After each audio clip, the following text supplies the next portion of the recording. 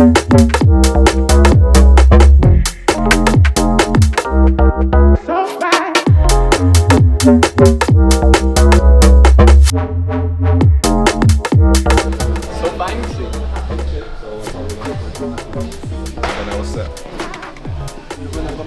we're in the last block now, things will change a little bit. So we're moving a bit away from the high volume, looking more towards high intensity, but we're going to reduce the volume to make some up for it.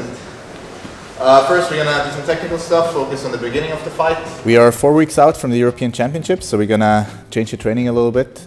For the last 4 weeks we're going to focus a lot on high intensity, lower the volume a little bit, and we're going to focus a lot on the initial exchange.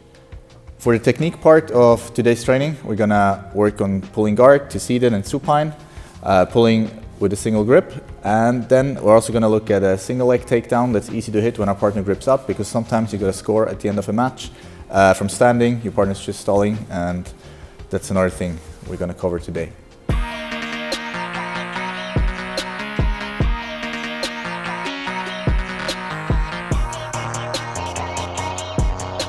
Usually I snap a few times, not fully committing, just like to make you worry about different things, and then when I feel that I can go, again, I'm going to drag, and it's going to be the side step here, and I'm going to pivot around. I want to get 90 degrees to him.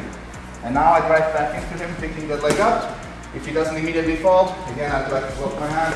You can bring it up, sorry. I was not expecting that. Not warmed up yet. You can bring the foot high, or you can run the pie. Again, same with the double here. I usually snap. If I feel he resists, I'm going to see if I can go on. Now here, right here, I wouldn't necessarily go 90 degrees. You can. Like you notice his hand didn't really clear, but the elbow went up. I can go in here, but there's a chance he gets under over me. Now, of course, if you have decent firemen, get the perfect grip here, you can easily finish here as well. If you're not comfortable with that, and if you notice not everything's there, just don't shoot. Like you don't have to commit. If you're like, not there, go again. Now I feel the hand went past my shoulder.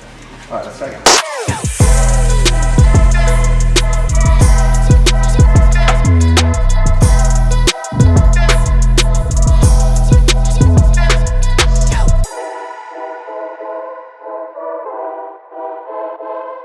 For the second part of the training, we're doing a little king of the hill, where we focus on first to score, so people start standing, and then we focus on that initial exchange a lot.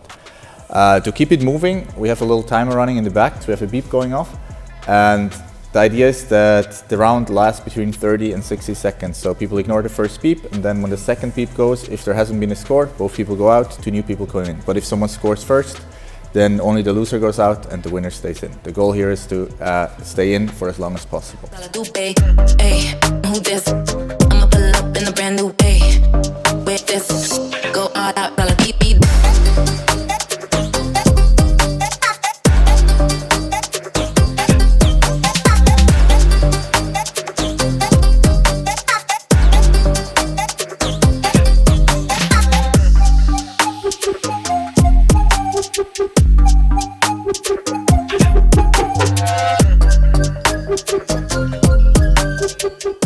If I just try to shoot here, double leg, single leg, I'm just going to run into the stiff arms.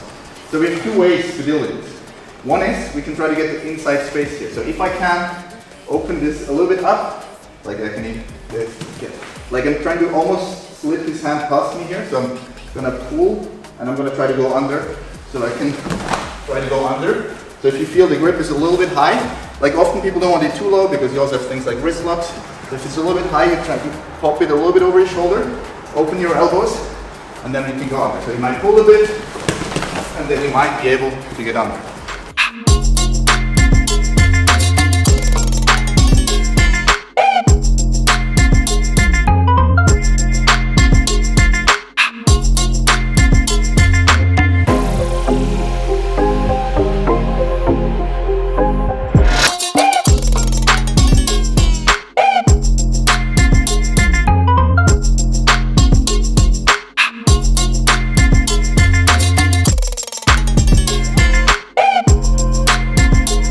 For the last part of training, we do something that's called Nordic 4x4. That's an endurance training method that comes from Norway, as far as I know.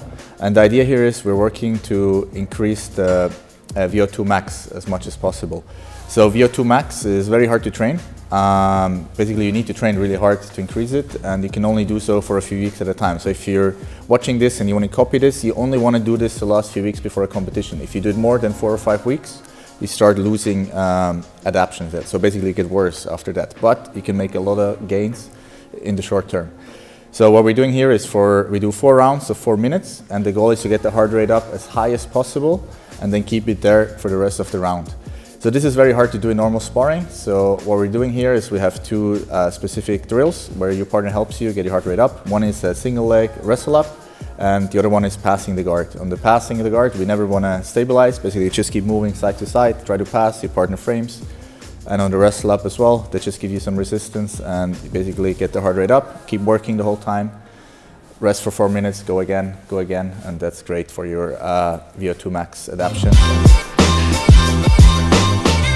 Porrada. Finally water.